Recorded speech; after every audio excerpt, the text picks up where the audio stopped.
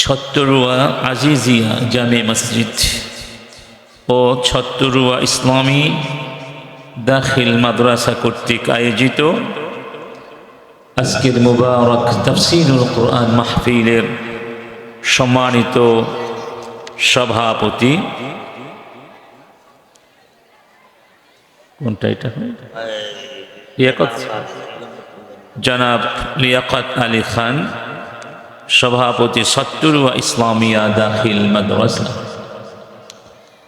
আজকের মাহফিলের সম্মানিত বিজ্ঞ আলোচকবৃন্দ, হাদারাত আল উলামা আল কিরাম ওয়াল ফুদালা আল ইযাম, উপস্থিত সম্মানিত মুরব্বিয়ানে কিরাম, আমার প্রাণপ্রিয় মুসলিম ভাই বন্ধুগণ, আমাদের সন্তান তুল্য জান্নাতি রঙিন প্রজাপতির মতো ছোট্ট ছোট্ট মনিরা, আমাদের অনুজ প্রতিম যুবক ভাইয়েরা এবং আড়ালে থাকা পর্দানসীন মা ও বোনেরা, আবারও আন্তরিকভাবে সবাইকে সালাম জ্ঞাপন করছি। আশা করি সবাই আন্তরিকভাবে জবাব দেবেন, আসসালামু আলাইকুম ওয়া রাহমাতুল্লাহি ওয়া বারাকাতুহু। সবাই ভালো আছেন? ক্লান্ত? ঘুম আসে সবার? কেমন যেন ঘুম ঘুম ভাব মনে হচ্ছে আমার কাছে। ইনশাআল্লাহ বসতে পারবেন? ইনশাআল্লাহ। তো আমার মনে হয় যেহেতু শীত পড়ছে,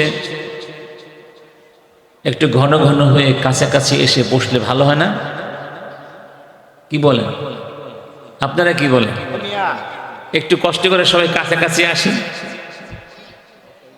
কারণ ফাঁকা ফাঁকা রেখে অনেক লোক দেখানোর তো আমাদের দরকার নেই। আমরা তো কোনো পলিটিক্যাল সভা করছি না, অনেক লোক দেখাতে হবে, ঠিক না? আসুন একটু কষ্ট করে সবাই সামনে সামনে আসুন, কাছাকাছি আসুন, কষ্ট হলেও ইনশাআল্লাহ বরকত হবে ইনশাআল্লাহ। একটু জিকির করি অল্প সময়, লা ইলাহা ইল্লাল্লাহ। সবাই পেছনে কেউ দূরে থাকবেন না, একটু কষ্ট করে হলেও কাছাকাছি চলে আসুন। লা ইলাহা ইল্লাল্লাহ, লা ইলাহা ইল্লাল্লাহ মুহাম্মাদুর রাসূলুল্লাহ। আমার বন্ধুগণ, এত সুন্দর আয়োজন, সুবহানাল্লাহ, কিন্তু আমার মন বলছে এলাকার অনেক মুসলিমিন ভাই বন্ধুগণ গুরুত্বের সাথে হয়তো নেননি, ঠিক না? এটা মোটা হয় একটা ঘনবসতিপূর্ণ এলাকা, এখানে হাজার হাজার মানুষ বসবাস করে। আর এই ময়দানে কি প্রতিদিন মাহফিল হয়? বছরে একবার দুইবার হয়, তাই না? একবার হয়। এই জন্য আমরা আশা করব যে সমস্ত ভাই কাছাকাছি আছেন, কোরআনের মাহফিলে আসার সুযোগ আছে, অনুগ্রহ করে আসুন, বসুন, আমরা একসাথে বসে কিছু আলোচনা করি, কিছু শুনি। এমনও তো হতে পারে এই আলোচনার ভেতর থেকে দু একটি কথা আমাদের জীবনকে পরিবর্তিত করে দিতে পারে, আমাদেরকে জান্নাতের পথে নিয়ে যেতে পারে, পারে না ভাই? কোরআন তো সবচেয়ে শ্রেষ্ঠ পথ দেখানোর জন্য এসেছে। এই পৃথিবীতে কত পথ, কত মত, কত দর্শন সমুদ্রের ঢেউয়ের মতো পরস্পর পাঁচটি করছে, মানে একটা সংঘর্ষের মধ্যে সংঘর্ষ মুখর জীবনযাপন করছি আমার, ঠিক না? বিশেষ করে এই আধুনিক সময়ে এসে আমরাও মাঝে মধ্যে মানে কিংকর্তব্য বিমূঢ় হয়ে যায়, কোন দিকে যাব কোন দিকে যাব না, কি করব না বুঝতে পারি না, কথা ঠিক না ভাই? তো কোরআন এসেছে আমাদেরকে বলে দিতে, তোমরা এই পথে চলবে, এভাবে চলবে। রব্বুল আলামিন বলছেন, ইন্না হাযাল কুরআনা ইয়াহদি للتي هي أقوم ويبشر المؤمنين الذين يعملون الصالحات أن لهم أجرا كبيرا।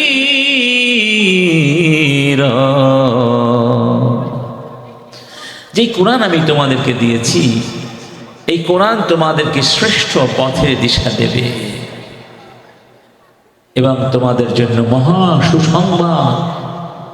যারা কোরআনের পথে চলবে, জীবনকে সেইভাবে সৎ আমল দিয়ে বিনির্মাণ করবে। অন্য আয়াতে আল্লাহ পাক বলছেন, وعلى الله قصد السبيل ومنها جائر ولو شاء لهداكم أجمعين। তোমাদেরকে সৃষ্টি তো আমি করেছি, তোমাদেরকে পথ আমি দেখিয়ে দেব। কারণ আমি যদি পথ না দেখিয়ে দিই, এই পৃথিবীর অসংখ্য পথের ভিতরে তোমরা হারিয়ে যাবে, তোমরা আসল পথ খুঁজে পাবে। গবেষকগণ বলছেন যে মানুষের জীবনের মৌলিক প্রশ্ন তিনটি। কয়টি? এই তিনটি মৌলিক প্রশ্নের উপরেই মানব জীবন আবর্তিত হয়, চলছে। এক নম্বর প্রশ্ন হলো মিন আইনা, আমি কোথা থেকে এসেছি, অর্থাৎ আমাকে সৃষ্টি করেছেন কে, আমার অস্তিত্বের উৎসটা কি, এটা মানুষের জানা উচিত। কি বলেন, উচিত না? ধরুন একজন যুবক, তাকে লালন পালন করেছে একজন পুরুষ, একজন মহিলা, সেই শৈশব থেকে লালন পালন করে বড় করেছে। ওই ছেলেটি জানে এই লোকটি আমার বাবা, এই মহিলা আমার মা, এবং তারা বাবা মায়ের মতো করেই আদর যত্ন করে তাকে বড় করেছে, ত্রুটি করেন নাই। হঠাৎ করে একদিন কেউ এসে ওই ছেলেটিকে বলল, যাকে তুমি বাবা বলছো সে কিন্তু তোমার বাবা নন, আর যাকে তুমি মা বলে ডাকছো তিনিও কিন্তু তোমার মা নন। বলুন, ওই বাবা মা যারা তাকে লালন পালন করেছে, মানে ওই পুরুষ নারী, ওই বাচ্চাটিকে যদি দুনিয়ার সমস্ত বিলাসিতার মধ্যেও ঘুম পাড়িয়ে রাখে, তারপরেও তার মনে কিন্তু আর শান্তি আসবে না, যতক্ষণ পর্যন্ত সে নিজের আসল বাবা মায়ের সন্ধান না পাবে। কথা ঠিক না ভাই? সে সবসময় খুঁজবে আমার বাবা তাহলে কে, আমার মা কে, কেন আমার বাবা আমাকে ফেলে চলে গেলেন, কোথায় আমার বাবা, কোথায় আমার মা। সে দুনিয়ার কোথাও মনের শান্তি পাবে না যতক্ষণ পর্যন্ত বাবা মায়ের দিশা না পাবে। কথা কি ঠিক? একজন মানুষ যদি তার বাবা মায়ের পরিচয় না জানা পর্যন্ত মনের ভেতরে প্রশান্তি অনুভব না করে, একটু চিন্তা করে দেখুন তো, কি করে আপনি আমি মানুষ তার মনে শান্তি অনুভব করবে? অথচ সে তার রবকে চিনল না, সে তার সৃষ্টিকর্তাকে চিনল না। যে সৃষ্টিকর্তা তাকে সৃষ্টি করেছেন, রিজিক দিয়েছেন, বাঁচিয়ে রেখেছেন, সব কিছু দিয়েছেন। এই জন্য আল্লাহ পাক বলছেন, আল্লাযীনা আমানু ওয়া তাতমাইন্নু কুলুবুহুম বিযিকরিল্লাহ, আলা বিযিকরিল্লাহি তাতমাইন্নুল কুলুব। যারা ঈমান এনেছে এবং আল্লাহর জিকিরের মাধ্যমে তাদের মনগুলোকে শান্ত করে দিয়েছে, জেনে রেখো মানুষের মন ততদিন পর্যন্ত শান্ত হবে না, মানুষের ভেতর জগতে ততদিন পর্যন্ত প্রশান্তি অনুভূত হবে না, যতদিন ওই রবের সঙ্গে তার পরিচয় না ঘটবে, ওই রবের স্মরণ জিকির ফিকির তার শয়নে স্বপনে তার মধ্যে সক্রিয় না হবে, ততদিন মানুষ দুনিয়ার সমস্ত বিলাসিতার মধ্যে থাকলেও ধনবল জনবল সম্পদ ক্ষমতা যা কিছুই সে অর্জন করুক, মনের শান্তি কোনোদিন তার মাঝে আসবে না। এখন প্রশ্ন হলো, সেই স্রষ্টাকে চিনব কিভাবে? চেনার দুটো পথ আছে। একটা হলো নিজস্ব গবেষণা। তার মানে হলো আল্লাহ প্রত্যেক মানুষের মধ্যে কিছু বিবেক দেন নেই ভাই? দিয়েছেন তো? আচ্ছা, মানুষকে আল্লাহ পাক যে বিবেক, যে জ্ঞান, যতটুকু জ্ঞান দিয়ে সৃষ্টি করেছেন, তার স্বভাবের ভেতরে যতটুকু শক্তি আছে, এই শক্তি যদি মানুষ সুন্দর করে নিরপেক্ষভাবে ব্যবহার করে, সে অবশ্যই এতটুকু বুঝতে পারবে যে আমার একজন স্রষ্টা অবশ্যই আছে, অবশ্যই। কারণ সৃষ্টি স্রষ্টা ছাড়া হয় না। কি বলেন হয়? তাহলে স্রষ্টাকে জানার জন্য, স্রষ্টার অস্তিত্ব অনুধাবনের জন্যে মানুষের ভেতরে প্রথিত স্বভাবজাত জ্ঞানটুকুই যথেষ্ট। এই জন্য জুবাইর বিন মুতআম এক সাহাবী ছিলেন। একদিন সন্ধ্যা বেলা তিনি হেঁটে যাচ্ছেন, মুহাম্মাদুর রাসূলুল্লাহ সাল্লাল্লাহু আলাইহি ওয়াসাল্লাম সাহাবায়ে কেরামদেরকে নিয়ে নামাজ আদায় করছিলেন, সালাতুল মাগরিব। জুবাইর বলছেন, আমি শুনলাম মুহাম্মদ নামাজের ভিতরে সাথীদেরকে নিয়ে নামাজ পড়ছেন, এই আয়াতগুলো তিলাওয়াত করছেন, এই কথাগুলো বলছেন। خلقوا من غير شيء أم هم الخالقون أم خلقوا السماوات والأرض بل لا يوقنون। ওরা যারা আমাকে বিশ্বাস করে না, ওদেরকে আমি প্রশ্ন করছি, আল্লাহ প্রশ্ন করছেন, আচ্ছা বলো তাহলে কি তুমি এ কথা বলতে চাও তুমি স্রষ্টা ছাড়াই সৃষ্টি হয়ে গেছো, নাকি তুমি নিজেকে নিজে সৃষ্টি করেছো, নাকি তুমি আকাশ সৃষ্টি করেছো, জমিন সৃষ্টি করেছো? আল্লাহ প্রশ্ন করছেন। অর্থাৎ মানুষের ভেতরে, অবিশ্বাসীদের ভেতরে বিবেক ঘুমিয়ে থাকে, প্রচ্ছন্ন হয়ে পড়ে।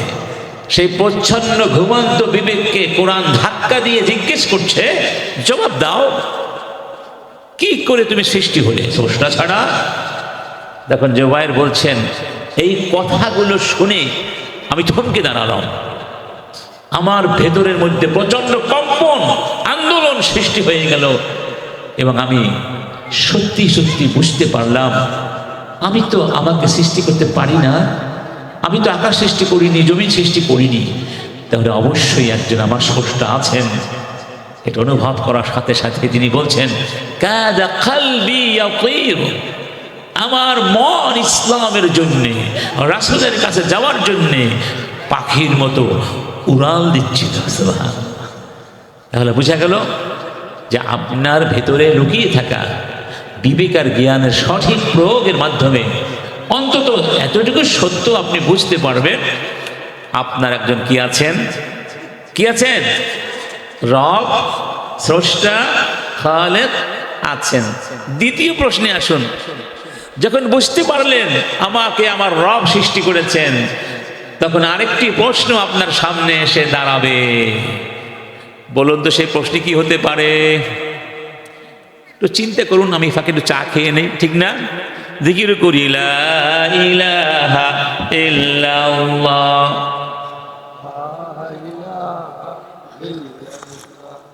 আল্লাহ, হায় হায়, এই এলাকার মানুষ মনে হয় খায়নি আজকে কিছু। জিকিরের শব্দ ভেসে আসে না কানে, কারণ কি? আপনারা রাগ করেছেন আমার সাথে? ক্ষুধা লেগেছে? জিকির কি আর একটু ভালো করে করা যায় না? মন দিয়ে করা যায় না? একটু আকাশ ও বাতাসকে মুখরিত করে, আল্লাহকে খুশি করে আল্লাহর মহব্বত ধারণ করে জিকির করি না, লা ইলাহা ইল্লাল্লাহ।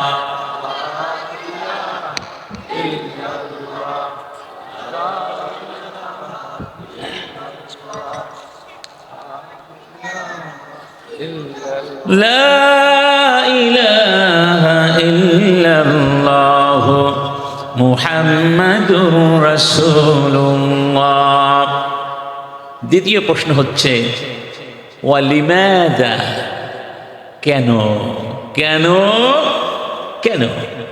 অর্থাৎ ওই স্রষ্টা আমাকে দুনিয়ায় পাঠালেন কেন, সৃষ্টি করলেন কেন? অবশ্যই তার কোনো লক্ষ্য আছে, উদ্দেশ্য আছে। অর্থাৎ এই পৃথিবীতে আমার কিছু করণীয় আছে, দায়িত্ব আছে, কর্তব্য আছে। সেই কর্তব্যগুলো, দায়িত্বগুলো, করণীয় কাজগুলো কি আমি তো তা জানি না। কিয়ামত পর্যন্ত গবেষণা করলেও আপনি আমি তা জানবো না, কারণ যিনি সৃষ্টি করেন তিনি বলে দিবেন এই এই এই এই কাজ তোমাকে দিয়ে আমি করাতে চাই। ঠিক না বেঠি? এই পথ ছাড়া আর জানার কোনো দ্বিতীয় বিকল্প পথ নাই। সুবহানাল্লাহ। যদি আল্লাহ পাক এমনটি করে দিতেন যে তোমরা তোমাদের গবেষণা দিয়ে বের করো কেন আমি তোমাদের সৃষ্টি করেছি, তারপরে তোমরা কাজ করো, আমরা জাহান্নামের মধ্যে পড়ে যেতাম, কিয়ামত পর্যন্ত কোনো একক সিদ্ধান্তে পৌঁছাতে পারতাম না। এটা আল্লাহর করুণা যে আল্লাহ পাক আমাদেরকে বলে দিয়েছেন। কোথায় বলে দিয়েছেন, কিভাবে বলে দিয়েছেন? কোরআনে বলেছেন, নবীর মাধ্যমে। সুবহানাল্লাহ। রব্বুল আলামিন বলছেন, ومن أعرض عن ذكري قلنا اهبطوا منها جميعا فإما يأتينكم مني هدى فمن تبع هداي فلا خوف عليهم ولا هم يحزنون। আদম নবীকে, আদম হাওয়াকে জান্নাত থেকে যখন দুনিয়ায় পাঠিয়ে দিলেন, রব্বুল আলামিন তাদেরকে কথা বলে পাঠিয়েছেন, তোমরা পৃথিবীতে যাও, তবে চিন্তা করো না, টেনশন করো না, আমার পক্ষ থেকে তোমাদের জন্য গাইডলাইন্স আসবে। কি করতে হবে, কি করতে পারবে না, সব কিছু আমি তোমাদের বলে দিব। আমার পক্ষ থেকে আসা ওই হেদায়াত যারা মানবে তাদের কোনো চিন্তা নাই। ওয়াল্লাযীনা কাফারু ওয়া কাযযাবু বিআয়াতিনা উলাইকা আসহাবুন নারি হুম ফিহা খালিদুন। আর যারা আমার পক্ষ থেকে আসা ডিভাইন গাইডেন্স, ওহী, নির্দেশনা, হিদায়াত অস্বীকার করবে, মিথ্যা প্রতিপন্ন করবার চেষ্টা করবে, তাদের জন্য আমি কঠিন জাহান্নামের শাস্তি রেখেছি। তাহলে সেই হিদায়াতের ধারাবাহিকতায় সর্বশেষ ওহী হলো কি? আল কোরআনুল কারীম। সুবহানাল্লাহ বলবো না? এই কোরআন যে কি জিনিস বুঝলাম না বন্ধু। মুসলমানরা কোরআন থেকে সরে যাচ্ছে, কি কারণ বুঝি না। যদি বিষয়টা এমন হতো যে কোরআনের চেয়ে শ্রেষ্ঠ আরো কিছু পেয়েছি, কোরআনের চেয়েও শ্রেষ্ঠ আরেকটা কিতাব পেয়েছি, পথের দিশা পেয়েছি, আইন কানুন পেয়েছি, তাহলে কথা ছিল যে কোরআনের চেয়ে শ্রেষ্ঠ কি কিছু পৃথিবীতে আছে? কি বলেন, আছে? কেউ দিতে পারবে? যদি কোরআনের চেয়ে শ্রেষ্ঠ না, কোরআনের মতো তো কেউ আরেকটা কিতাব রচনা করতে পারেনি। কিতাব তো দূরের কথা, 10টা সূরাও তো পারেনি। 10টা সূরা তো দূরের কথা, একটি ছোট্ট সূরাও তো করার ক্ষমতা কারো। যত বড় সাহিত্যিক হোক আর বাংলাদেশের বড় বড় বুদ্ধিজীবী হোক, সব বুদ্ধিজীবী ফেল। কারণ আল্লাহ পাক চ্যালেঞ্জ করেছেন। কি করেছেন? চ্যালেঞ্জ করেছেন। কি বলেছেন? কুল, হে রাসূল তুমি বলে দাও, লা ইন ইজতামাআতিল ইনসু ওয়াল জিন্নু আলা আন ইয়াতু বিমিসলি হাদাল কুরআনি লা ইয়াতুনা বিমিসলিহি ওয়ালাউ কানা বা'যুহুম লিবা'যিন যাহীরা। রাসূল বলে দাও, আমার কোরআনের মতো কোরআন কোনোদিন জিন ইনসান করতে পারবে না, তৈরি করতে পারবে না, রচনা করতে পারবে না। গোটা পৃথিবীর সমস্ত মানুষ জিন ইনসান একত্রিত হলেও তাদের পক্ষেও সম্ভব হবে না। গোটা কোরআন।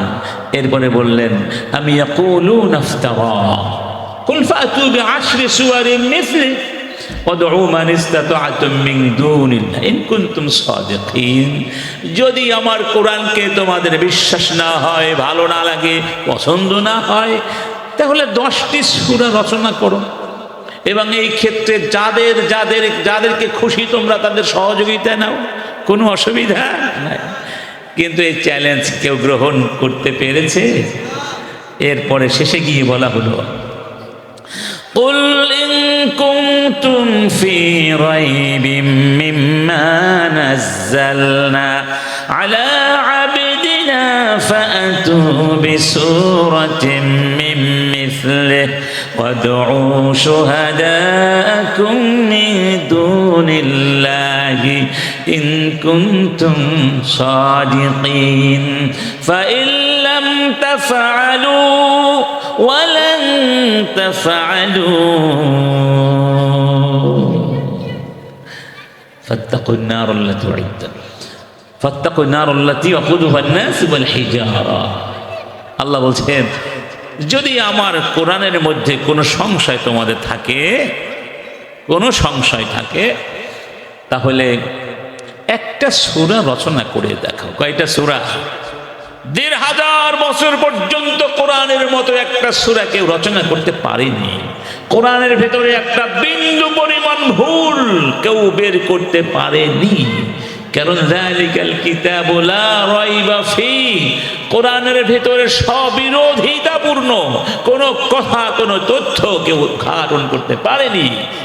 কেন? আল্লাহ বলেছেন কুল আফালা ইয়াতাদাব্বারুনাল কুরআন ওয়ালাউ কানা মিন ইনদি গায়রিল্লাহি লাওয়াজাদু ফীহি ইখতিলাফান কাসীরা। যদি কোরআন আল্লাহর পক্ষ থেকে না এসে অন্য কোনো উৎস থেকে আসতো, অন্য কোনো ধরুন মানবীয় উৎস থেকে আসতো, তাহলে এই এত বড় কোরআনের ভেতরে অবশ্যই তারা কিছু না কিছু ভুল পেত, স্ববিরোধিতা পেত। ইমাম আশ-শাফিঈ রাহিমাহুল্লাহ, তার নাম তো অবশ্যই আপনারা শুনেছেন। ইমাম শাফিঈ একটি ঐতিহাসিক, অনেক বই লিখেছেন, তার একটি ঐতিহাসিক বই হচ্ছে আর রিসালাহ। এই বইটিকে বলা হয় আল হাজারুল আসাস অথবা হাজারুল জাওিয়া ফি উসুলুল ফিকহ। উসুলুল ফিকহের প্রথম কিতাব। উসুলুল ফিকহ ইসলামী আইন বিজ্ঞানের মূলনীতি, এটার প্রথম ভিত্তি হচ্ছে এই কিতাবটা। এই কিতাবটি লেখার পরে তিনি 30 বার এই কিতাবটিকে রিভিশন দিয়েছেন। বেশি বড় কিতাব না, ছোট্ট কিতাব। 30 বার রিভাইজ দেওয়ার পরে বলছেন আমি আর পারবো না, আমার পক্ষে সম্ভব না। মানে যতবার রিভিশন দেন ততবার তার কাছে কিছু ভুল মনে হয়, কিছু সংযোজন করতে হয়, কিছু বিয়োজন করতে হয়। তখন তিনি বলেছিলেন যে দেখুন, আল্লাহ সুবহানাহু ওয়া তাআলা চান না তার কোরআন ছাড়া অন্য কিছু 100% পারফেক্ট হোক, এটা মানুষের পক্ষে সম্ভব নয়। আমি আর পারবো না, যতটুকু ততটুকু। আল্লাহু আকবার। তাহলে এই জমিনের বুকে 100% পারফেক্ট কিতাবের নাম কি? যেই কিতাবের মধ্যে ১,৫০০ বছর পর্যন্ত কেউ একটা নোক্তা পর্যন্ত ভুল প্রমাণ করতে পারলো না, সেই কিতাবকে ভুল প্রমাণ করার জন্য বাংলাদেশের আউল বাউল, যে কোরআন পড়তেও পারে না, আবুল না, আবুল বাউল, ঠিক না বে ঠিক? কোথাকার কোন আবুল? আবুল তুমি কোরআন পড়ো ভাই, ভালো করে পড়ো, আগে কোরআন পড়ো। কোরআন না পড়ে কোরআন নিয়ে কথা বলতে জীব না। কারণ কি? মুসিবত আছে। কোরআন এমন একটা কিতাব, এক বিন্দু ভুল করলে তোমাকে সবাই ধরবে, ঠিক না? এটা এমন কিতাব না মানুষ পড়ে না। একজন খ্রিস্টান গবেষক বলেছিলেন, ফাগলুরি, যে মিশরের মতো একটি মুসলিম দেশে যেই পরিমাণ মানুষ আছে শুধু মুখস্থ হেফজ করেছে, যেই পরিমাণ কোরআনের হাফেজ আছে, সেই পরিমাণ বাইবেলের বিশুদ্ধ পাঠকও নাই গোটা ইউরোপে। কথা বুঝতে পেরেছেন? তার মানে আপনি কোরআন নিয়ে কিছু বলে চলে যাবেন, এই সুযোগ এখনো হয় নাই। এখনো আল্লাহর জমিনে কোরআনের হাফেজেরা আছে, আল্লাহর জমিনে কোরআনের আলেমেরা আছে, তোমাকে ছাড় দেওয়া হবে। নবীজি বলেছেন, আল উলামা মাসালুল উলামাই ফিল আরদি কামাসালিন নুজুমি ফিস সামা। এই জমিনে কোরআনের আলেমরা হচ্ছেন আকাশের তারকার মতো। তারকার তিনটা কাজ। কয়টা কাজ? এক নাম্বার, ওয়াবিন নাজমি হুম ইয়াহতাদুন, মরুভূমির পথিকেরা, সাগরের পথিকেরা কিংবা সাধারণ পথিকেরা পথ হারিয়ে ফেলতে পারে, তখন রাতের অন্ধকারে ওই তারকা দেখে দেখে পথের দিশা খুঁজে পায়। পথিক, পথ হারা পথিক যেভাবে তারকা দেখে সঠিক পথের দিশা পায়, এই পৃথিবীর মানুষেরাও কোরআনের আলেমদেরকে দেখে দেখে পথের দিশা পাবে, যারা সত্যিকার আলেম। ঠিক না ভাই? দুই নাম্বার, ওয়ালাকাদ যায়্যানা আস-সামাআ আদ-দুনিয়া বিমাসাবিহা ওয়া জাআলনাহা রুজুমান লিশ-শায়াতিন। রব্বুল আলামিন বলছেন, ওই আকাশের গায়ে অন্ধকার রাতের ভিতরে আমি কোটি কোটি লক্ষ তারা সৃষ্টি করে আকাশকে সৌন্দর্যমণ্ডিত করে দিয়েছি। তাহলে তারকারা হলো আকাশ, আকাশের সৌন্দর্য, শোভা। এই পৃথিবীর ভিতরেও পৃথিবীর জন্য শোভা হলেন আলেম সমাজ। যারা সত্যিকার আলেম তারা পৃথিবীর শোভা। সুবহানাল্লাহ বলবেন না? শুধু শোভা না, পৃথিবী ততদিন থাকবে যতদিন কোরআনের আলেমরা থাকবে।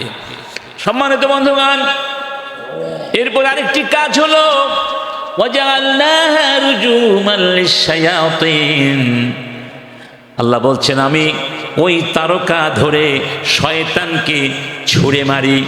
শয়তান যখন ঊর্ধ্বলোকে গিয়ে ফেরেশতাদের কথোপকথন শোনার চেষ্টা করে, আছে না, তখন আল্লাহ উল্কা পিণ্ড ধরে তাকে আঘাত করেন ক্ষেপণাস্ত্রের মতো করে। তার মানে তারকা হলো ক্ষেপণাস্ত্র শয়তানকে আঘাত করার জন্য। এই জমিনেও কিছু মানুষের মধ্যে শয়তান থাকবে। শয়তান দুই প্রকার, শায়াতিনাল ইনস, শায়াতিনাল জিন। কোরআনের ভাষায় মানব শয়তান, জিন শয়তান। জিন শয়তানের চেয়েও ভয়ানক হলো মানব শয়তান। যখন মানুষ আল্লাহর দিন ছেড়ে শয়তানি শুরু করে, ওই জিন শয়তানও তার কাছে পরাজিত হয়ে চলে যায়। তো আল্লাহ বলছেন, হাদিস বলছে যে মানুষ যদি দুনিয়ায় কোরআনের বিপরীতে কোনো কথা বলে, কোরআন নিয়ে ব্যঙ্গ করে, বিকৃতি করার চেষ্টা করে, ইসলাম নিয়ে বিকৃতির চেষ্টা করে, এই আলেমরা তার বিকৃতি সমাজের কাছে প্রকাশ করে দেবে, কোরআনকে ডিফেন্স করবে কিয়ামত পর্যন্ত। এই জন্য আল্লাহ পাক বলছেন, ইন্না নাহনু নাযালনা যিকরা ওয়া ইন্না লাহু লাহাফিজুন। বাদশাহ মামুনুর রশিদ, তার নাম তো সবাই শুনেছেন, বাগদাদের আব্বাসীয় খলিফা। নাম কি? মামুনুর রশিদ, যিনি বাগদাদে বাইতুল হিকমা নামে যে প্রতিষ্ঠান গড়া হয়েছিল, সেই প্রতিষ্ঠানের মাধ্যমে জ্ঞান এবং বিজ্ঞান প্রসারে ঐতিহাসিক অবদান রেখেছিলেন, যার কারণে মুসলিম উম্মাহ গোটা পৃথিবীর বুকে জ্ঞান বিজ্ঞানে বিশাল অবদান রাখতে সক্ষম হয়েছিল। বাদশাহ মামুনুর রশিদের সময়ে তখনও পর্যন্ত প্রিন্টিং শিল্প অর্থাৎ ছাপাখানা, এই যান্ত্রিক ছাপার এত এটা অস্তিত্ব ছিল না। মানুষ হাতে লিখত, হাতে পাণ্ডুলিপি লিখত। তো তিনি একটা সেমিনারে ছিলেন, সভাপতি ছিলেন বাদশাহ মামুনুর রশিদ। ওই সেমিনারে একজন ইহুদি গবেষক আলোচনা করছিলেন এবং পেপার হয়তো প্রেজেন্ট করছিলেন। তার আলোচনা, তার জ্ঞানের গভীরতা সব দেখে বাদশাহ মামুন মুগ্ধ হলেন, তার খুব ভালো লাগলো। তো অনুষ্ঠান শেষে বাদশাহ বললেন, আপনি মুসলিম হয়ে যান, যদি মুসলিম হন তাহলে আপনাকে আমরা একটা ভালো সম্মান দেব। অনুরোধ করলেন, দাওয়াত দিলেন।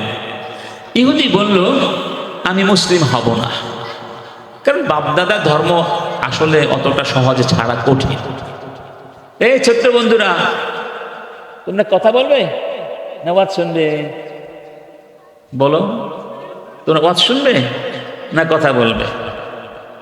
তোমরা কথা বললে আমি বন্ধ করে দিই, তোমরা কথা বলো, ঠিক আছে? কথা বলে না। তোমরা কি ওয়াজ শুনবে একটু? ইনশাল্লাহ শুনবে তো? দেখি তো কারা কারা শুনবে, দেখি হাত জায়গা দেখি। মাশাআল্লাহ মাশাআল্লাহ, আল্লাহ তুমি কবুল করো। তোমরা একটু চুপ থাকো, আমরা ইনশাল্লাহ আলোচনা শেষ করে দোয়া করব তোমাদের জন্য আমার বন্ধুগণ, পরবর্তী বছরে 1 বছর পর আরেকটি অনুষ্ঠানে ওই ইহুদি এসেছেন। সেখানে বাদশাহ ছিলেন, মামুনুর রশিদও ছিলেন। এবার মামুনুর রশিদ দেখলেন ওই ইহুদির কথার ভেতরে, আলোচনার ভেতরে, উপস্থাপনার ভেতরে ঈমানের নূর বের হচ্ছে। একজন মুমিনের কথার মধ্যে আর একজন যিনি মুমিন নন, মুসলিম নন, পার্থক্য আছে না? যেমন আপনি দেখলে সালাম দেন, আসসালামু আলাইকুম, কেমন আছেন ভাই? আলহামদুলিল্লাহ, ঠিক না?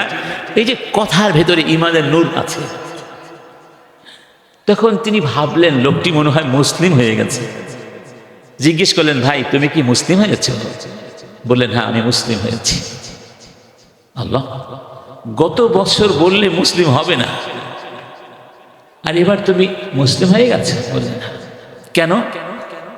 ওই লোকটি বললেন, আমি খুব ভালো লিখতে পারি, হাতের লেখা খুব ভালো, ক্যালিগ্রাফিস্ট। আমি চিন্তা করলাম কোরআন আসলেই সত্য কিতাব না মিথ্যা কিতাব, আমি একটা প্রমাণ করে ছাড়ব। প্রথমে আমি লিখলাম ওল্ড টেস্টামেন্ট, দ্যাট মিনস তাওরাত লিখলাম, মানে যা তাদের কাছে ছিল, যেটা ছিল। আমি ইচ্ছে মতো সেখানে পরিবর্তন করেছি ওই পাণ্ডুলিপির ভিতরে। সেই বিকৃত যার মধ্যে আমি প্রক্ষেপণ করেছি, এই বই নিয়ে, পাণ্ডুলিপি নিয়ে যখন আমি ইহুদিদের কাছে গেলাম, ইহুদিরা দেখে খুব প্রশংসা করলো, বললো চমৎকার, তোমার তো লেখা খুবই সুন্দর, ঠিক আছে আমরা এই পাণ্ডুলিপি কিনে নিলাম।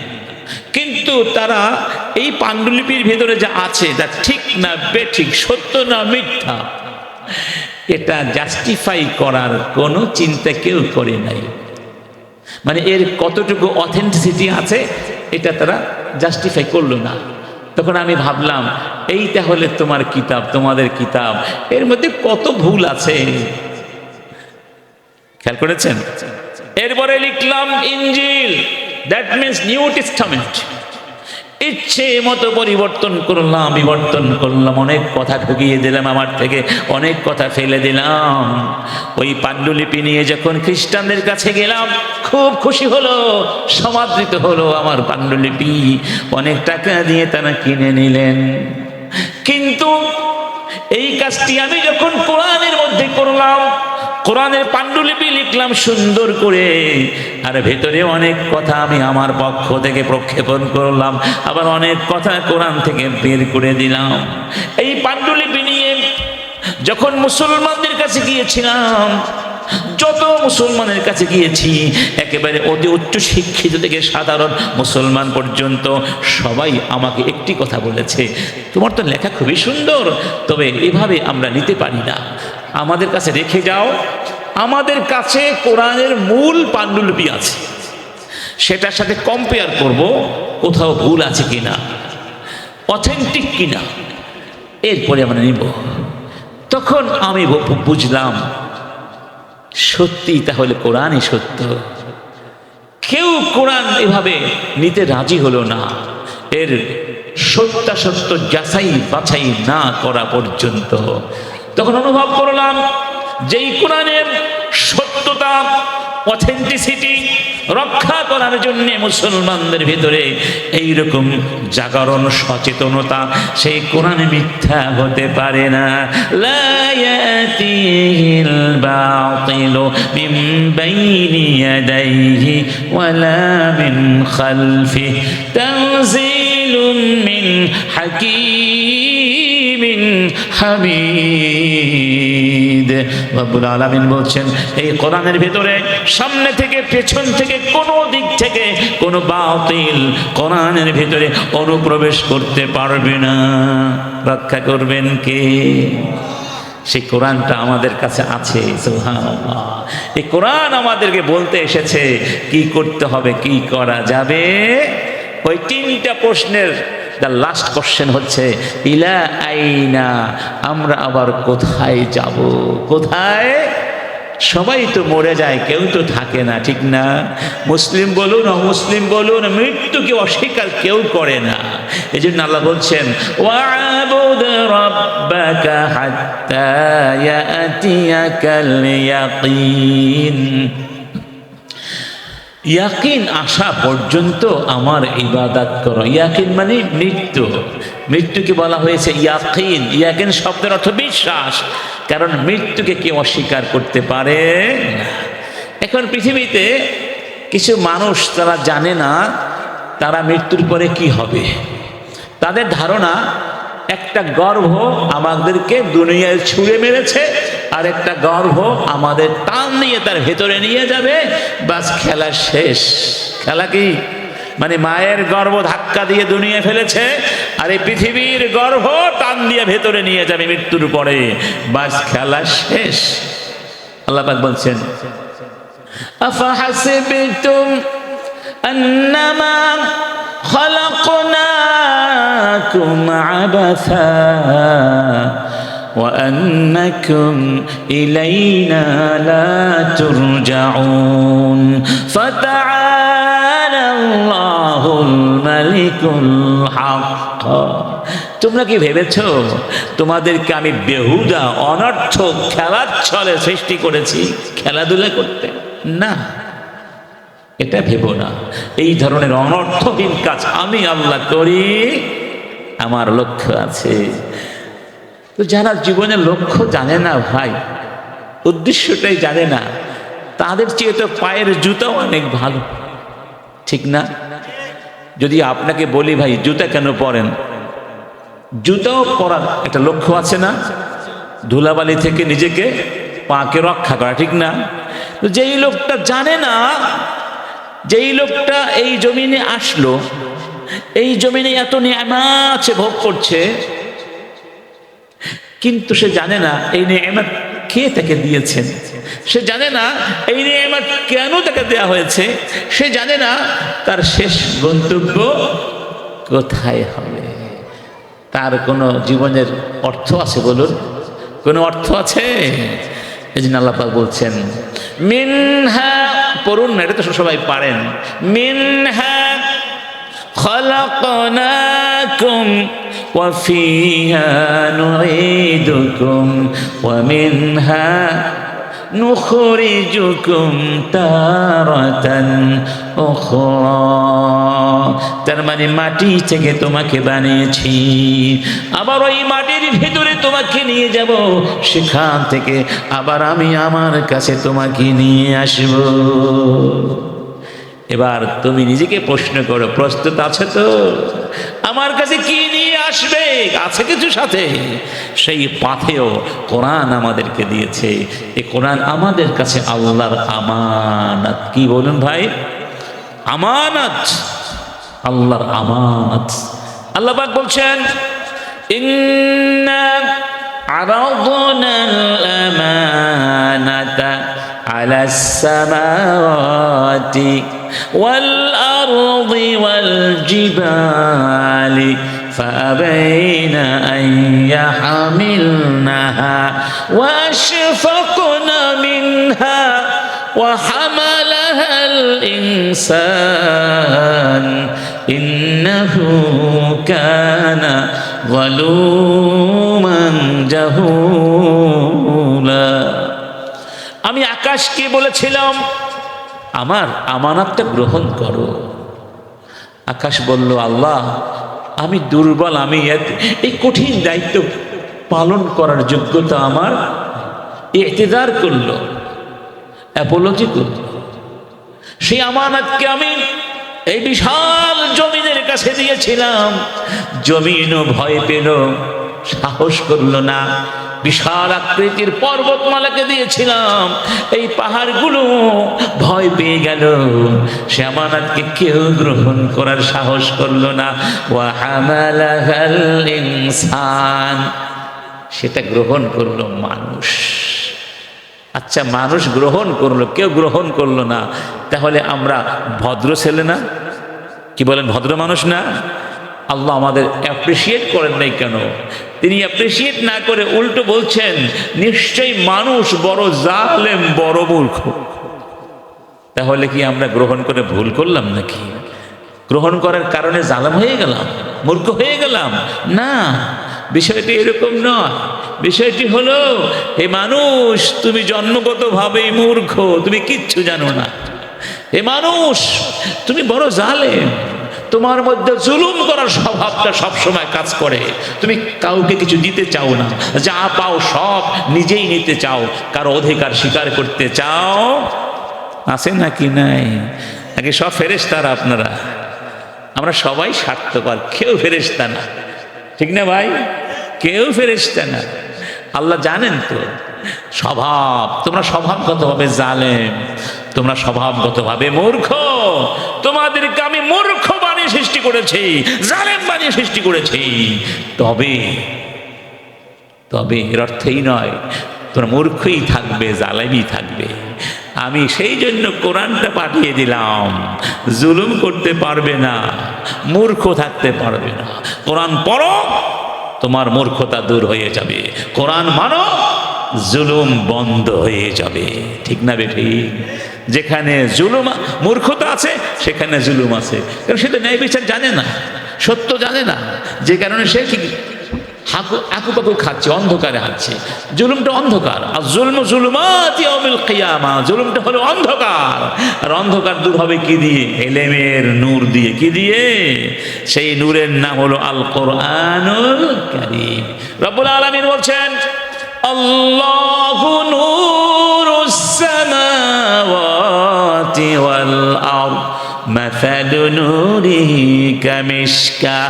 এরপরে বলতে বলতে একটু পরে গিয়ে বলছেন, নূরুন আলা নূর। বলুন না, নূরুন আলা নূর, নূরের উপরে নূর। আপনারা বাংলায় বলেন সোনাই সোহাগা, সোনাই সোহাগা। নূর, তার সঙ্গে যুক্ত হবে আরেকটা নূর। এই দুইটা নূর একাকার হয়ে গেলে আপনি হয়ে যাবেন জান্নাতি মানুষ, আপনি হয়ে যাবেন ন্যায় বিচারক মানুষ, আপনি হয়ে যাবেন সফল মানুষ। নূরের সাথে নূর, এই কথাটার অর্থ হলো, ওই যে বললাম আল্লাহ প্রত্যেক মানুষের মধ্যে কিছু নূর দিয়েছেন, ইমানের নূর। প্রত্যেক মানুষ মূলত ইমানদার হয়ে জন্ম নেয়, কাফের হয়ে কেউ জন্ম নেয় না। কাফের সে পরে হয়, পরিবেশ প্রতিবেশের দ্বারা প্রভাবিত হয়ে নষ্ট হয়ে যায়। কিন্তু কেউ কি নাফরমান হয়ে জন্ম নেয় না, তার ভেতরটা পরিষ্কার পরিচ্ছন্ন থাকে, সে তখনও নাফরমান থাকে না। তো আল্লাহ বলছেন, তোমার ভেতরে আমি কিছু নূর দিয়েছি। ওই নূর তখন কাজ করবে যখন আমার পক্ষ থেকে আরেকটা নূর তোমার কাছে যাবে। সেই নূরের নাম হলো আল কোরআন। মনে করুন, এই যে আলোগুলো জ্বলছে না, জ্বলছে? আচ্ছা, আপনারা আমাকে দেখতে পাচ্ছেন? অবশ্যই আমিও আপনাদেরকে দেখতে পাচ্ছি, কারণ আমাদের চোখে কি আছে। কিন্তু আমরা কি শুধু চোখের আলো দিয়ে দেখি? না। যদি এই নূর না থাকে, এই আলো না থাকে, দেখবেন আমাকে? দেখবেন? তাহলে এই যে বাহিরের আলো, সেটা বিদ্যুতের আলো হোক, চাঁদের আলো হোক, সূর্যের আলো হোক, একটা আলো তো লাগবে, নইলে শুধু চোখের আলো দিয়ে দেখা যাবে, এই আলো কাজ করবে না। এই আলো কাজ করবে তখন যখন আরেকটা বাহিরের আলো তার সঙ্গে যুক্ত হবে। ঠিক এরকমই মনে করুন, আমাদের ভেতরে আলো আছে, ইমানের আলো আছে। এই আলো কাজ করবে না যতক্ষণ আল্লাহর কোরআনের আলো ওই আলোর সঙ্গে যুক্ত না হবে। এই জন্য আল্লাহ কোরআনকে সহজ করে দিয়েছেন। অনেকে মনে করে কোরআন এত কঠিন, আমি পারবো না। দেখেছেন, এই গত কয়েকদিন আগে দেখলাম, গত কয়েকদিন, বেশি এক সপ্তাহ হয়নি, মিশরে আন্তর্জাতিক কোরআন তিলাওয়াত বা হিফজ প্রতিযোগিতায় বাংলাদেশের একটা ছেলে ফার্স্ট হয়েছে, আনাস বাংলাদেশের একটা ছেলে ফার্স্ট হয়েছে। বাংলাদেশের এই ছেলেগুলো এখন বিশ্বের বিভিন্ন দেশে ফার্স্ট হয়, মিশরে, ইরানে, দুবাই, সৌদি আরব। ওরা কি আরবি বলতে পারে বলুন? ওরা আরবি পারে না। যদি জিজ্ঞেস করেন কাইফা হালুক, পারবে না, মানে কেমন আছো, সে বুঝবে না। মা ইসমুক, তোমার নাম কি, পারবে? পারবে না। তারা আরবিটাকে ভাষা হিসাবে পারে না, কারণ আরবি তো আমাদের মাতৃভাষা নয়। কিন্তু তারপরেও আরবিতে নাজিল করা কোরআন তারা এত সুন্দর করে মুখস্থ করলো যে বিশ্বের মধ্যে আরব দিকে পর্যন্ত পরাজিত করে তারা ফার্স্ট হয়ে যায়। এরপরে যদি কেউ বলেন ভাই কোরআন এত কঠিন, আমি পারবো না পড়তে, আমার সন্তান পড়তে পারবে না, এটা মনে হয় ন্যায় বিচার হয় না, কোরআনের প্রতি অবিচার হয়ে যায়। বিশেষ করে এখানে যারা আমরা আছি, আগে আমরা দেখতাম সকাল হয়ে গেলে আমরাও সবাই চলে যেতাম মক্তবে, ঠিক না? ফোরকানিয়া মাদ্রাসায় শত শত ছেলে মেয়েরা একসাথে কোরআন শিখতাম। আর এখন কোরআনের মাদ্রাসার অবস্থা হয়ে গেছে ভাই নিভু নিভু প্রদীপের মতো জ্বলছে, কখন ধপাস করে নিভে যায়। কোরআনের মাদ্রাসা নিভে গেলে কি পৃথিবী থাকবে, সমাজ থাকবে? আপনারা বলুন, এই সমাজ যে অবস্থা এখন চলছে, এই সমাজ কি আমরা চাই? আপনারা বলুন, এই সমাজে কি আপনার জীবনের নিরাপত্তা আছে? আছে? এই সীতাকুণ্ড সেদিনও একটা ছেলেকে হত্যা করা হয়েছে, ঘামের ছেলেকে। নিরাপত্তা নাই, খাবার নিরাপত্তা নাই, রাস্তায় নিরাপত্তা নাই, ঘরে নিরাপত্তা নাই, মান সম্মানের নিরাপত্তা নাই। তাহলে এই সমাজ তো আমরা চাই না। আমরা চাই কেমন সমাজ, যেই সমাজে সবাই সবাইকে শ্রদ্ধা করবে, ভালোবাসে, কেউ কারো হক নষ্ট করবে না, কেউ কারো সম্পদে হস্তক্ষেপ করবে না, কেউ কাউকে হত্যা করবে না, কেউ কাউকে ক্ষতি করবে না, জুলুম করবে না। এরকম একটা সমাজকে আমরা চাই না ভাই। তাহলে কোরআন ছাড়া কি আমাদের কোনো উপায় আছে? উপায় নাই। এই জন্য আল্লাহ বলছেন ওয়ালাকাদ ইয়াসসারনাল কুরআনা লিযিকরি ফাহাল মিন মুদ্দাকির। কেউ কি আছো আমার কোরআনটা পড়বে, জানবে, বুঝবে, মানবে? আমি তোমাদের জন্য কোরআনকে সহজ করে দিয়েছি। একবার নয়, দুইবার নয়, এই আয়াতটি চারবার বলা হয়েছে। একটি অভিন্ন কথা আল্লাহ কোরআনে 4 বার বলেছেন, ওয়ালাকাদ ইয়াসসারনাল কুরআনা লিযিকরি ফাহাল মিন মুদ্দাকির। সুবহানাল্লাহ। আমার বন্ধুরা, আমাদের ঘরে কি এখন নিয়মিত কোরআন তিলাওয়াত হয়? এই যে আপনার এখানে যারা আছেন, কার কার ছেলে মেয়ে আছে দেখি তো, কার কার ছেলে মেয়ে আছে? আলহামদুলিল্লাহ। তোমাদের তো থাকার কথা না, ছোট মানুষ। আলহামদুলিল্লাহ, ইনশাআল্লাহ ফিল মুস্তাকবাল, ইনশাআল্লাহ। তো এই দেখুন, এই যে আল্লাহ পাক আমাদের ছেলে মেয়ে দান করলেন, এই ছেলে মেয়েরা নেয়ামত না? ছেলে মেয়েদের জন্য আপনি সারাদিন কাজ করছেন না? কত কষ্ট করছেন, মাথার ঘাম পায়ে ফেলে খাওয়া নিয়ে আসছেন, কাপড় নিয়ে আসছেন, যখন যা চায় দেবার ত্রুটি করে না বাবা মা, চেষ্টা করে, সর্বোচ্চ চেষ্টা করে বাবা ওই সন্তানের চাহিদাটা পূরণ করতে। কিন্তু আপনি কি আপনার সন্তানকে বিশুদ্ধ কোরআন শিক্ষা দিতে পেরেছেন? আপনি কি আপনার সন্তানকে কোরআনের জ্ঞানগুলো শিখাতে পেরেছেন? যদি না পেরে থাকেন তাহলে শুধু ওই ভালো ভালো দামি দামি কাপড়, দামি দামি গাড়ি বাড়ি দিয়ে জাহান্নাম থেকে বাঁচাতে পারবেন না। দামি দামি আসবাবপত্র জাহান্নাম থেকে বাঁচায় না। জাহান্নাম থেকে বাঁচাবে ওই সন্তান মানুষ হবে যদি আপনাকে কোরআনের শিক্ষা দিতে পারেন। এই জন্যই আল্লাহ বলছেন, ইয়া আইয়ুহাল্লাযীনা আমানু কু আনফুসাকুম ওয়া আহলিকুম নারা। এই বান্দারগণ, জাহান্নাম থেকে বাঁচো, নিজেরা বাঁচো, নিজেদের পরিবারকে বাঁচাও, সন্তানদেরকেও বাঁচাও। অন্যকে বলা হয়েছে উল্লিনাল খাসিরিনাল্লাযীনা খাসিরু আনফুসাহুম ওয়া আহলিহিম ইয়াওমাল কিয়ামাহ আলা হুয়াল খুসরানুল মুবিন। তারাই হলো ক্ষতিগ্রস্ত। আল্লাহ যাকে ক্ষতিগ্রস্ত বলেছেন তার ক্ষতি কেমন হতে পারে? তারাই হলো ক্ষতিগ্রস্ত, তারাই ধ্বংস হয়ে যাবে যারা কিয়ামতের ময়দানে নিজেদেরকে হারিয়ে ফেলবে, সন্তানদেরকে হারিয়ে ফেলবে। নিজে গেল এক জাহান্নামে, সন্তান গেল আরেক জাহান্নামে, দুজনেই জাহান্নামে চলছে, যার কোনো হয়তো কোনোদিন দেখা সাক্ষাৎ হবে না। ওই কিয়ামতের ময়দানে যারা পরিবারকে নিয়ে জান্নাতে যেতে পারলো না, তাদের যে হতভাগা মানুষ পৃথিবীতে আর নাই। আপনি আমি কি এমন পরিবার গঠন করতে পেরেছি যেই পরিবারকে একসাথে জান্নাতে নিয়ে যেতে পারবো? যদি জান্নাতে পরিবার গঠন করতে চান ভাই, তাহলে কোরআনটাকে ঘরের মধ্যে চালু করুন, কোরআনের তিলাওয়াত চালু করুন, কোরআনের দার্স চালু করুন। রাসূল কারীম বলছেন, ইন্নাল বাইত الذي ليس فيه شيء من القرآن كالبيت الخرب। এই ঘরের মধ্যে কোরআন নাই, সেই ঘরটা হলো বিরান বাড়ির মতো, সেই ঘরের মধ্যে কোনো বরকত। أو إن الذي ليس في جوفه شيء من القرآن كالبيت الخرب। যার মধ্যে কোরআন নাই তার অবস্থাটা হলো বনের ভেতরে, জঙ্গলের ভেতরে, অরণ্যের ভেতরে। অনেক সময় দেখবেন বিধ্বস্ত বাড়ি ঘর পড়ে আছে, বিরান হয়ে পড়ে আছে, সেখানে হয়তো এক সময় কেউ থাকতো, এখন কেউ থাকে না, ঘর পড়ে আছে, প্রত্যেকটা পড়ে আছে, ভাঙ্গা পুরা অবস্থায়। সেখানে ঘাস হয়েছে, সেখানে হিংস্র প্রাণীরা বাসা করেছে, সেখানে কেউ থাকেন। হয়তো এই লোকালয় থেকে সন্ত্রাস নিয়ে গিয়ে মাঝে মধ্যে আত্মগোপন করে সাপের কামড় হাতে নাকি নাই।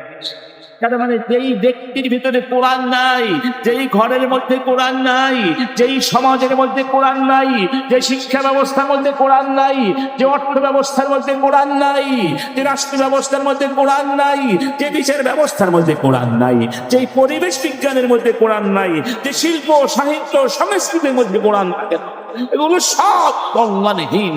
এগুলো মানুষদের জাহান্নামে ধরে নিয়ে দেবে এবং দুনিয়াতেও তাদেরকে সফলতা দিতে পারবে। কি বলেন, পারবে?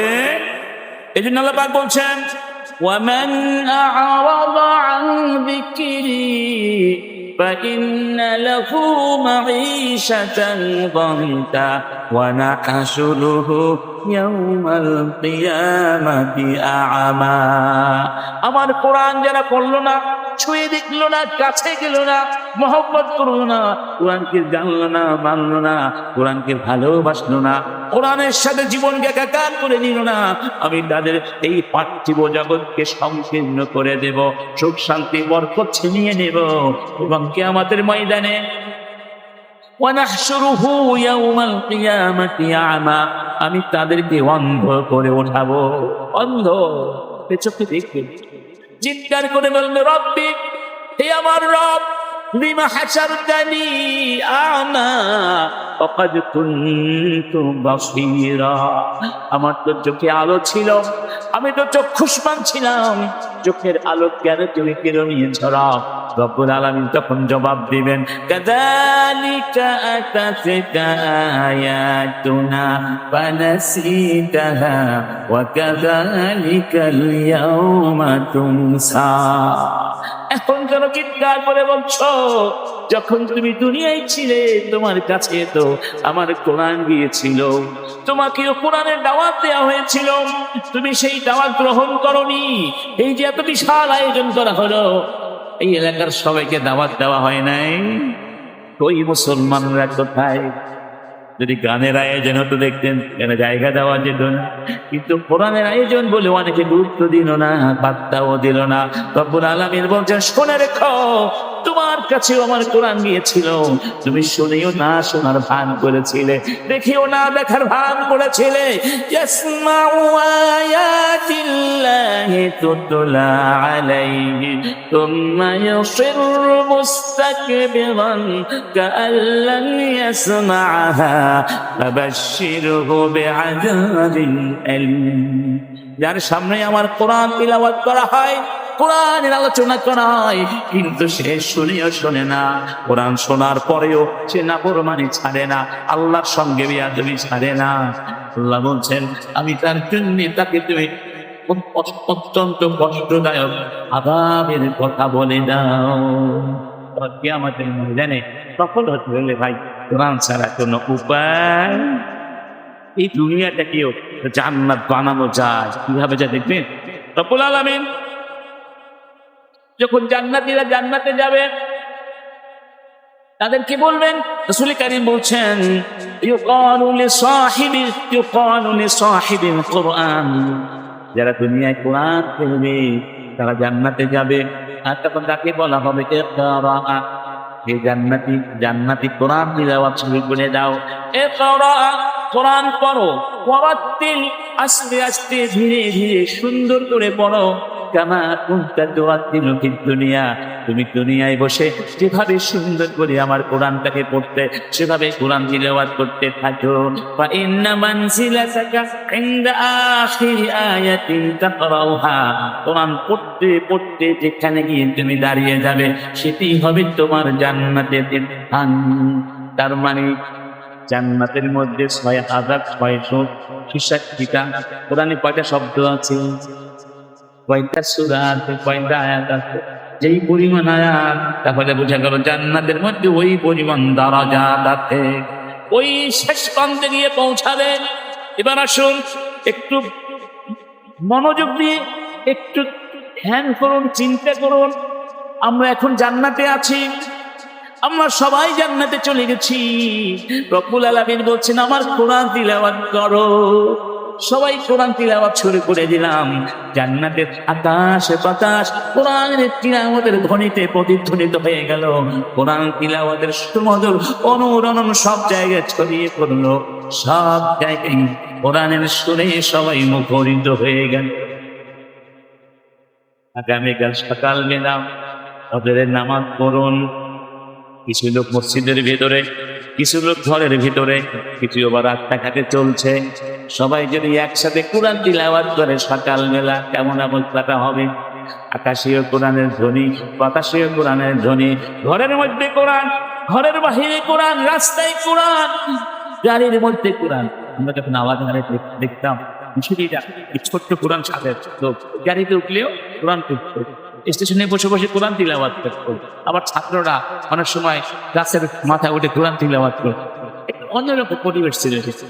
এই জন্য দুনিয়াটাকেও আমরা জান্নাত বানাতে পারি, ঠিক না বেশি? জান্নাতে কারা কারা যাওয়ার জন্য সবাই জান্নাতে যেতে পারে। জান্নাত নিয়ে যত কথাই বলি মনে মনে সবাই জান্নাত চাই, কেউ জাহান্নামে যেতে চাই। কোরআনটা আপনাকে জান্নাতে নিয়ে যাবে। রাসূল কারীম বলতেন ইন্নাল কুরআনা শাফিউন মুশাফফা, কোরআন শাফাআত করবে। কেমন শাফাআত? অব্যক্ত শাফাআত। কোরআনের শাফাআত কবুল হবেই হবেই হবে। এমনকি কোরআন আল্লাহর সাথে ঝগড়া করবে যে আল্লাহ এই বান্দাকে জাহান্নাম দিতে পারবে না, রব কি করে দিবে?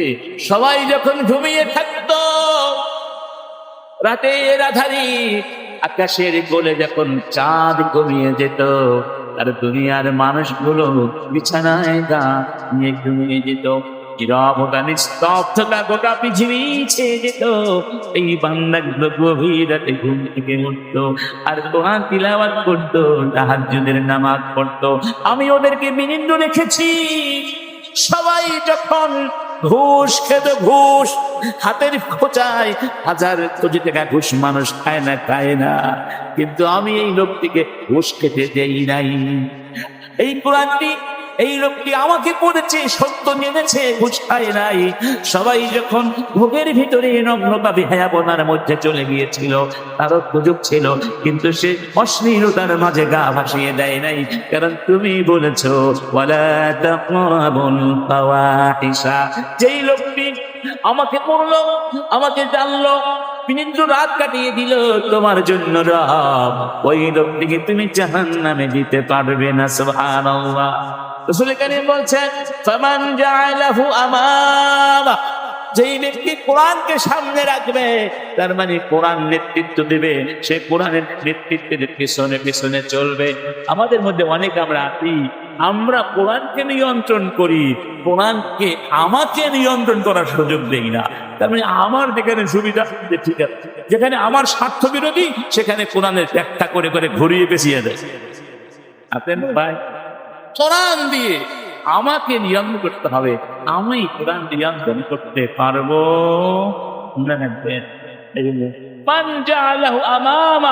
যেই ব্যক্তি কোরআনকে তার সামনে রাখবে, কোরআন তাকে নেতৃত্ব দিয়ে মানে কিয়াদা, নেতৃত্ব দিয়ে জান্নাতে নিয়ে যাবে।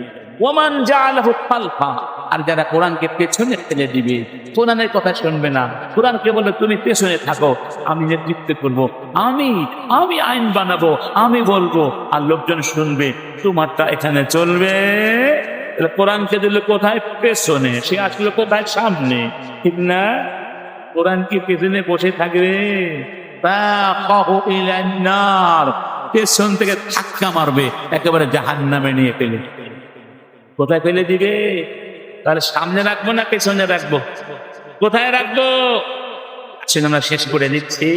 যে কথাটি বলার জন্য এত কিছু বলছি, সেই কথাটি হলো কোরআন আমাদের জানতে হবে, বুঝতে হবে, বুঝতে হবে। সবাই একমত? সবাই একমত? কোরআনের প্রতি আমাদের যে দায়িত্বগুলো, প্রথম দায়িত্ব কি করা? কোরআন সত্য, এক বিন্দু এর মধ্যে নাই, এই বিশ্বাস করতে হবে। 2 নাম্বার, কোরআনটা বিশুদ্ধ করে তিলাওয়াত করতে হবে। বিশুদ্ধ তিলাওয়াত না করলে নামাজই হবে না, অর্থের মধ্যে বিকৃতি চলে আসবে। কোরআন কিভাবে তিলাওয়াত করতে হবে সেটা আসমান থেকে ফেরেশতা জিবরাইল রাসূলকে শিখিয়েছেন, এবং রাসূল সেই তিলাওয়াত সাহাবীদের শিখিয়েছেন। সেই ধারাবাহিকতা পৃথিবীতে চলে এসেছে। তাহলে এটা প্র্যাকটিক্যাল জিনিস। কি জিনিস? এটা প্র্যাকটিক্যাল, থিওরিক্যাল হবে না, প্র্যাকটিক্যাল শিখতে হবে। থিওরিক্যাল লাগবে কিন্তু প্র্যাকটিক্যালও লাগবে। এই জন্য আলিমদের কাছে, ইমামদের কাছে গিয়ে কোরআন শেখা উচিত। আমরা লক্ষ্য করছি 99% মুসলমানের সূরা ফাতিহাও ঠিক। নামাজের মধ্যে আমরা সাধারণ মানুষ যে তিলাওয়াতগুলো করি, আমাদের তিলাওয়াত ঠিক নাই ভাই, ঠিক নাই, বিশ্বাসগুলো ঠিক নাই। আপনি পৃথিবীর জন্য কত কিছু করলেন, সন্তানের জন্য, স্ত্রীর জন্য, পরিবারের জন্য কত কিছু করলেন। যদি আল্লাহ পাক বলেন, এই আব্দুল্লাহ, তোমাকে আমি সব কিছু দিয়েছিলাম, আমার কোরআনটা তুমি কেন শিখো না? সূরা ফাতিহা কেন পড়তে পারো না বিশুদ্ধ করে? আমরা ভাই জবাব দিতে পারবো? যদি বলি না আল্লাহ, এটা আমার মাতৃভাষা, তাহলে অমুক কেন পারো? তুমি তো ইংলিশে ভালো কথা ফটফট করতে, ইংলিশটা তো তোমার মাতৃভাষা ছিল, সেটা কি করে শিখবি? আমার কোরআনটা শেখার তোমার সময় হলো না। গত ফ্যাসিবাদের যুগে কোরআন শিক্ষার ব্যাপারে ভয়ানক ষড়যন্ত্র করা হয়েছিল। একজন ব্যক্তির নাম ছিল বুদ্ধিজীবী তথাকথিত শাহরিয়ার কবির। মনে আছে? টেলিভিশনে গিয়ে বলছে কোন কোন মাদ্রাসায় আলিফ বাতা পড়ায়, এই আরবি ভাষা হলো সন্ত্রাসী ভাষা, আস্তাগফিরুল্লাহ, সাম্প্রদায়িক ভাষা। আরবি ভাষাকে বানিয়েছিল সাম্প্রদায়িক। এই জন্য আল্লাহর গজবে তারা খতম হয়ে গেছে, ঠিক না? বাকিটা অপেক্ষা করছে। অতএব আর যাই করে মুসলমান কোরআনের বিরুদ্ধে দাঁড়াতে পারবে না। কোরআনের বিরুদ্ধে কথা বললে কোন মুসলমান না। কোরআন একদিকে আমরা আমার স্বার্থের বিরুদ্ধে যেতে পারে, কিন্তু আমি কোরআনের বিপক্ষে দাঁড়াতে পারবো। আমার বন্ধুরা, আল্লাহ আমাদের এখনো যতটুকু সম্ভব যারা বিরুদ্ধ হয়ে গিয়েছেন হয়তো কষ্ট হবে, চেষ্টা করলে আল্লাহ পাক, ঠিক না? যারা তাদের তিলাওয়াত আমাদের ঠিক নাই। এই রমাদান মাস, কোরআন নাজিলের মাস কিন্তু সমাগত, একেবারে নাকের ডগায় চলে এসেছে। অন্তত পক্ষে সিদ্ধান্ত নেন রমাদান আসার আগে অথবা রমাদান মাসটাকে কাজে লাগাবে ইনশাআল্লাহ। আল্লাহ বাঁচিয়ে রাখেন, দেরি করার সুযোগ নাই। কারা কারা বিশুদ্ধ কোরআন তিলাওয়াত করতে রাজি আছে? ভালো করে মন থেকে বলছেন তো? আমরা অনুরোধ করব। শুনেছি এখানে একটি হাফেজি মাদ্রাসা, নুরানি মাদ্রাসা, কিন্তু ছাত্র না। ছাত্র হতে কি বাচ্চা হওয়া প্রয়োজন? না, কোরআনের ছাত্র আমরা সবাই। 80 বছর, 90 বছর মৃত্যু পর্যন্ত আমরা কার ছাত্র? এই বয়স্ক মুসলমানদের জন্য কোরআন শিক্ষার ব্যবস্থা করা হোক। সবাই চান, সবাই চান। আমরা দোয়া করি, আশা করি যেখানে সান্ধ্যকালীন হলেও একটা ব্যবস্থা করা হোক। আপনারা আসবেন তো ইনশাল্লাহ? আসবেন, আপনার কল্যাণে আসবেন, আমার কল্যাণ না ভাই, আপনারই কাজে লাগবে। রব্বুল আলামিন বলছেন وقال الرسول يا رب إن قومي اتخذوا هذا القرآن مهجورا। রব্বুল আলামিনের কাছে নবীজি নালিশ করবেন, হে আমার রব, আমি কোরআনকে উম্মতের কাছে রেখে এসেছিলাম, আমার উম্মত কোরআনকে ছেড়ে দিয়েছিল, কোরআনকে প্রত্যাখ্যান করেছিল, কোরআন ভালোবাসে নাই, কোরআনের পথে চলে নাই। আমি তোমার কাছে নালিশ করলাম, সেই দিন বিচার করবেন আহকামুল হাকিমিন। আসামির কাঠগড়ায় দাঁড়াতে হবে। আল্লাহ রাব্বুল আলামিন যদি কাউকে আসামির কাঠগড়ায় দাঁড়াতে মুক্তির কোন উপায় আছে? মাশাআল্লাহ, একমাত্র মাহফিল দেখলাম আমাদেরকে চা খাওয়ার ব্যবস্থা করে দেয়। সুন্দর চা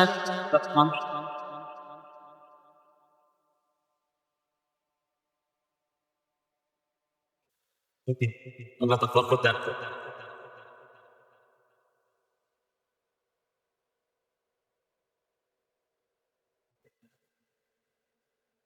সবার আগে কোরআন, সবার আগে কি? সবার আগে ঈমান, তারপরে কোরআন, তারপরে অন্য কোন এরা এগুলো শিখবে। সাহাবীরা বলতেন, জুনদুব বিন আব্দুল্লাহ বলছেন, কুন্না মা রাসূলিল্লাহি সাল্লাল্লাহু আলাইহি ওয়া তাআল্লামনাল ঈমান ক্বাবলা আন নাতাআল্লামাল কুরআন সুম্মা তাআল্লামনাল কুরআন ওয়াজদাদনা ঈমানা। রাসূলের সঙ্গে আমরা ছিলাম, ওয়া নাহনু ফাতিয়ান হাযাবিরা, আমরা ছিলাম যুবক, বয়স সন্ধি করে দেয়, তখনকে যুবক বয়স সন্ধি কিনেছিলাম, তাহলে এটাতে ঈমান শিখেছি, কোরআন শিখেছি, তারপরে ঈমান আরো। কোরআনের প্রথম শব্দ কি ছিল বলুন? কোরআন যে নাজিল হলো প্রথম কথা দিয়েছিল কি? ইকরা বিসমি রাব্বিকাল্লাযী খালাক। এর ব্যাখ্যা কি? ইকরা মানে পড়ো। কি করব? তো বলা কি করবো তা বলা হয়েছে, বলা হয়েছে পড়ো। এরপরে বলা হয়েছে কি? রবের নামে তোমার, যিনি তোমাকে সৃষ্টি করেছেন। এই দুইটা কথা মিলিয়ে দেখুন তো অর্থ দাঁড়ায় কোরআন পড়ো, রবকে, কোরআন পড়ো, রবকে। এটা তোমার প্রথম। এরপরে তুমি সবকিছু পড়ো, বিজ্ঞান পড়ো, ইতিহাস পড়ো, ভূগোল পড়ো, কম্পিউটার সায়েন্স পড়ো, কিন্তু রবের সঙ্গে সমস্ত ঠিক। ইনশাআল্লাহ সর্বশেষ যে পয়েন্টটি আছে, অনেক কথা, একটা কথা বলে শেষ করব। কোরআনের আরেকটি দাবি আছে, বা কোরআনের প্রতি আমাদের আরেকটি করণীয় আছে। আপনি বিশ্বাস করলেন, আলহামদুলিল্লাহ। কোরআন তিলাওয়াত করলেন, আলহামদুলিল্লাহ। কোরআন শিখলেন, আলহামদুলিল্লাহ।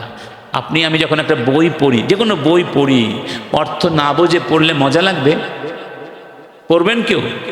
আমি ফ্রান্স ভাষা পারি না, আমি কি ফ্রান্স ভাষায় বই পড়বো কোনো? তাহলে পড়ার উদ্দেশ্য কি? শেখা। উদ্দেশ্য কি? শেখা। কেন শিখবেন?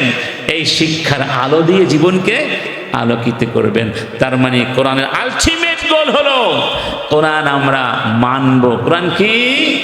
রব্বুল আলামিন বলছেন, আলম তারা ইলাল্লাযীনা উতু নসীবাম মিনাল আলম তারা ইলাল্লাযীনা ইয়াজউমুনা আন্নাহুম আমানু বিমা উনজিলা ইলাইকা ওয়া মা উনজিলা মিন ক্বাবলিক ইউরিদুনা আন ইয়াতাহাকামু ইলাত তাগুত ওয়া ক্বাদ উমিরু আন ইয়াকফুরু বিহি ওয়া ইউরিদু আশ-শাইতানু আন ইউদিল্লাহুম দালালান বাঈদা। হে রাসূল, তুমি কি ওদেরকে দেখেছো যারা দাবি করে আমরা মোমেন, আমরা ঈমান এনেছি কোরআনের প্রতি, ঈমান এনেছি আসমানি অন্যান্য কিতাবের প্রতি, তারা দাবি করে।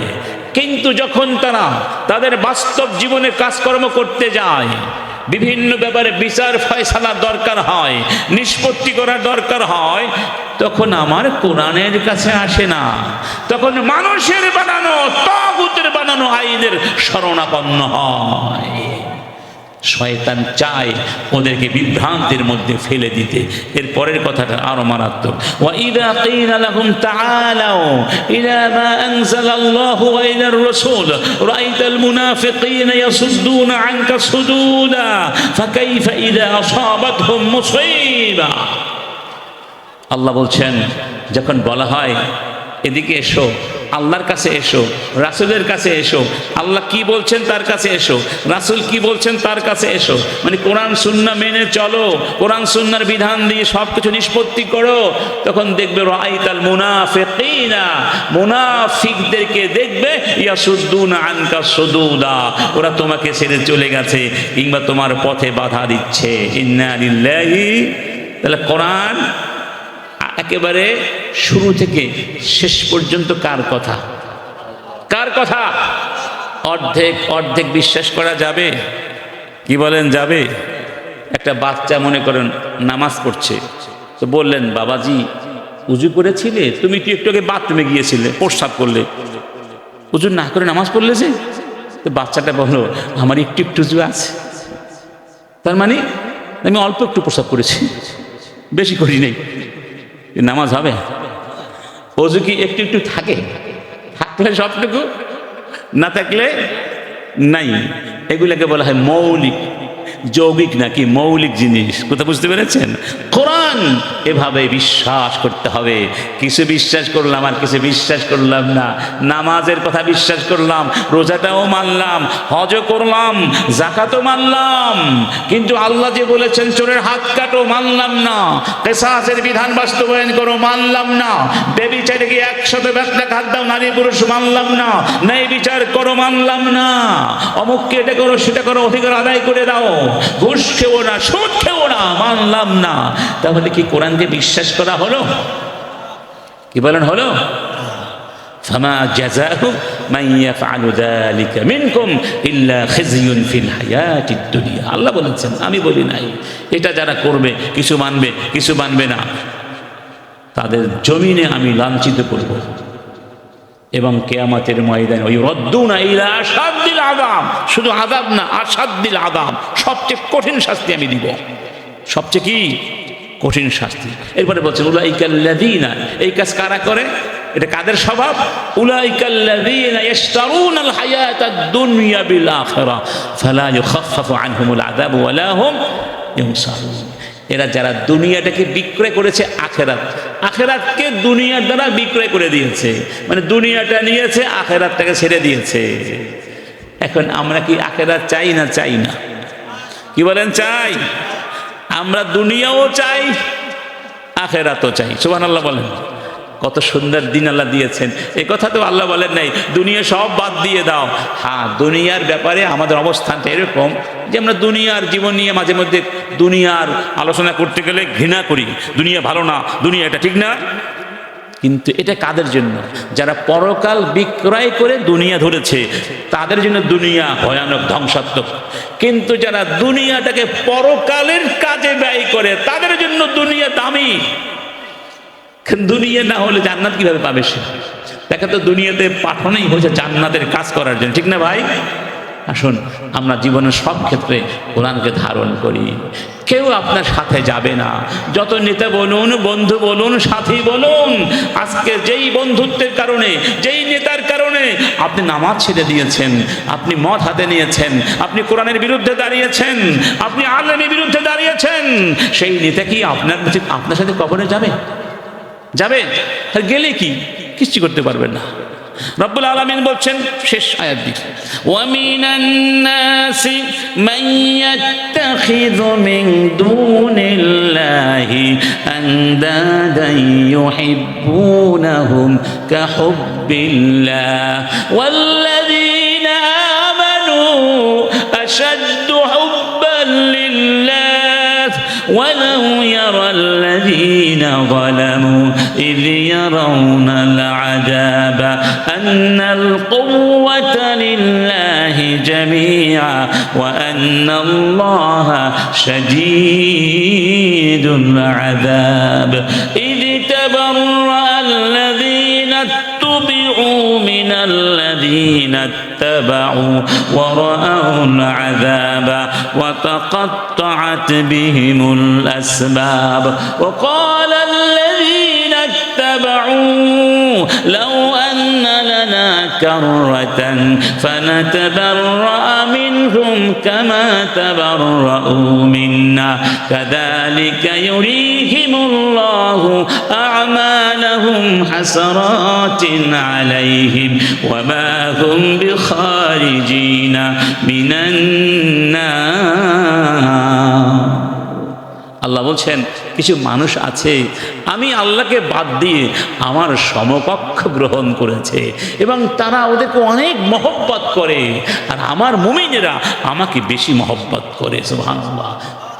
তার মানে দুনিয়ায় দুই প্রকার মানুষ, এক প্রকার আল্লাহকে সবচেয়ে বেশি মহব্বত করে আর এক প্রকার আল্লাহকে বাদ দিয়ে সমকক্ষ বানিয়ে নিয়েছে, তাদের প্রেমে তাদের নেতৃত্বে তাদের জন্য জীবন দিয়ে দেয়। আল্লাহ বলছেন যেই দিনে ওরা দেখবে সব ক্ষমতার মালিক আমি, চোখ দিয়ে দেখবে, তখন যারা যাদেরকে অনুসরণ করেছিল মানে একদল নেতা আর একদল কি অনুসারী, ঠিক না, দেখবে ওই নেতারা তাদের সাথে নাই। তখন তারা বলবে যদি আমরা আরেকবার পৃথিবীতে যেতে পারতাম তোমাদেরকে আমরা আর মানতাম না, যেভাবে তোমরা আজকে আমাদের বিপদের দিনে আমাদের ছেড়ে চলে গেছো, আমরাও দুনিয়ায় যেতে পারলে তোমাদেরকে ছেড়ে চলে যেতাম, তোমাদের সাথে আর কোনোদিন চলতাম। অতএব বন্ধু বলুন, নেতা বলুন, ভাই বলুন, শিক্ষক বলুন, ছাত্র বলুন, যার সাহচর্য আপনাকে ইমানের উপরে দৃঢ় রাখতে সাহায্য করে, কোরআন পড়তে সাহায্য করে, নামাজ পড়তে সাহায্য করে, আল্লাহর জমিনে আল্লাহর দ্বীন প্রতিষ্ঠার পথে অনুপ্রাণিত করে, সে আপনার আসল বন্ধু। আর যাদের দ্বারা এটা হয় না তারা আপনার যতই বন্ধুত্বের দাবি করুক তারা আপনার বন্ধু নয়, তারা আপনার ঘাতক, ইমানের ঘাতক, চরিত্রের ঘাতক, পরকাল ধ্বংসের কারিগর। আল্লাহ পাক এই কোরআনের মাহফিলে আমাদের সবাইকে যেভাবে একত্রিত করেছেন, ঠিক না, এখানে অন্তত আমাদের পরিচয় আমরা মুসলমান, আওয়ামী লীগ বিএনপি কোনো দলাদলি নাই, এখানে সব কি এই পরিচয় আমাদের বড় পরিচয়। এই পরিচয়ের সাথে আমরা থাকতে চাই, এই পরিচয় নিয়ে মরতে চাই। আর সেই জন্য কোরআনের আর কোনো বিকল্প নাই, হাদিসের কোনো বিকল্প নাই। পাঁচ ওয়াক্ত নামাজ কারা কারা জামাতে পড়তে রাজি ইনশাআল্লাহ? ঘুষ খাবো? কারা কারা ঘুষ খাবো? অনেকে বলে ঘুষ খাবো কীভাবে, আমার ঘুষ খাওয়ার সুযোগই নেই। এটাও ঠিক, যদি সুযোগ আসে খাবো না ইনশা। সুদ কারো হক নষ্ট, কাউকে অন্যায়ভাবে কথা দিয়ে কর্ম দিয়ে কষ্ট দেব, আল্লাহর জমিনে আমরা আল্লাহর প্রিয় জান্নাতি মানুষ হয়ে বাঁচার চেষ্টা করি। অতীতে যা হয়ে গেছে সেগুলো আমরা তাওবা করে, ভুল ত্রুটি তাওবা করে আল্লাহর কাছে ক্ষমা চাই।